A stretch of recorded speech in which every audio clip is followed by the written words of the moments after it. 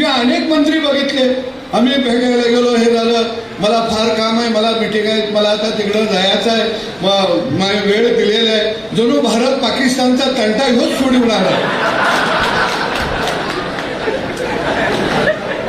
अरे कसला वेळ दिलाय काय? अरे सामान्य माणूस पुढे आलाय, खांद्यावर हात ठेवा, त्याला विचारा तुझं काम काय आहे, प्रेमाने त्याला जवळ घ्या. कारण आपण सामान्य माणसाच्या डोळ्यातला अश्रू पुसायसाठी इथं आलोया. पण मंत्री झाला त्याला कळतच नाही.